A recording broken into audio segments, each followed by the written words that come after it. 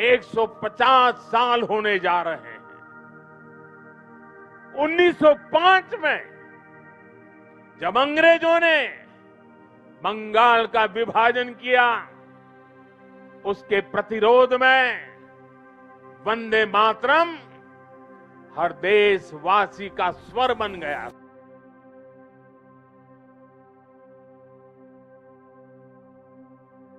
वंदे मातरम, वंदे मातरम, यह सिर्फ दो शब्द नहीं है, यह एक भावना है। यह वह जयघोष है जिसने लाखों भारतीयों को उठ खड़ा किया, आजादी की लड़ाई को आग दी और हर दिल में यह विश्वास जगाया कि भारत माँ है और माँ को झुकाया नहीं जाता। आज हम बात करेंगे उस गीत की जो इस देश की धड़कन है, वंदे मातरम। साल था 1875। अंग्रेजों का प्रभाव लगातार बढ़ रहा था। समाज दमन और डर के बीच जी रहा था। वहीं एक युवा लेखक बंकिम चंद्र चट्टोपाध्याय के मन में एक विचार आया, भारतीय अपनी भूमि को माँ की तरह क्यों नहीं देखते। इसी सोच के साथ उन्होंने अपना उपन्यास आनंद मठ लिखना शुरू किया और इसी उपन्यास की पंक्तियों में जन्म हुआ उस गीत का जिसने आगे आने वाले वर्षों में पूरे भारत का रूप बदल दिया। वंदे मातरम यानी माँ मैं तुझे नमन करता हूँ। बंकिम चंद्र सिर्फ लेखक नहीं थे, वे भारत की धरती की पीड़ा समझते थे, लोगों के डर को महसूस करते थे। अपने लेखन में वे माँ, संस्कृति और देशभक्ति को जगह देते थे। भारत उनके लिए मातृभूमि नहीं था, मातृभूमि था। यही कारण है कि वंदे मातरम सिर्फ एक गीत नहीं रहा, एक भावना बन गया। साल 1896 भारतीय राष्ट्रीय कांग्रेस का अधिवेशन, मंच पर खड़े थे रविंद्रनाथ टैगोर और वे गाना शुरू करते हैं, वंदे मातरम वंदे मातरम। सभा खड़ी हो जाती है, लोगों की आंखें भर आती है, दिलों में बिजली दौड़ जाती है। वहीं से यह गीत आंदोलन का नारा बन गया। क्रांतिकारियों के लिए यह गीत ऊर्जा था। जेलों में, जुलूसों में, आंदोलनों में सिर्फ एक स्वर गूंजता, वंदे मातरम। जब अंग्रेज डराने की कोशिश करते, भारतीय खड़े होते और कहते वंदे मातरम। यह जयघोष साहस बन गया।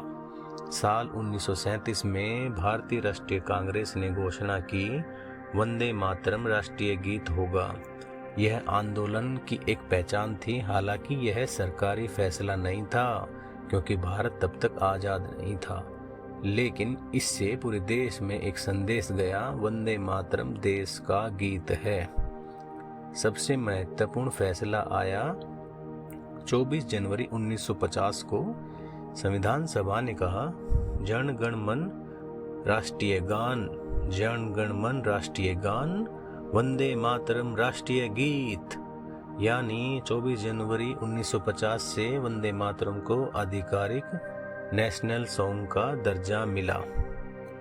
अब यह सिर्फ आंदोलन का हथियार नहीं रहा, राष्ट्र का गौरव बन गया, क्योंकि इस गीत में भारत की प्रकृति है, भारत की सुंदरता है, भारत की माँ है। बंकिम चंद्र लिखते हैं, सुजलाम सुफलाम मलयज शीतलाम शस्य श्यामलाम मातरम, अर्थात माँ तू जल से भरी है, फल से भरी है, सुगंध से महकती है, हरियाली से लहलहाती है। यह भारत की असली तस्वीर है। साल 1875 से शुरू होकर अब 2025 में वंदे मातरम अपने 150 साल पूरे करने जा रहा है। इसी अवसर पर भारत सरकार ने 7 नवंबर 2025 को 150 साल पूरे होने की शुरुआत की और 8 दिसंबर 2025 को संसद में वंदे मातरम पर विशेष चर्चा आयोजित की जाएगी।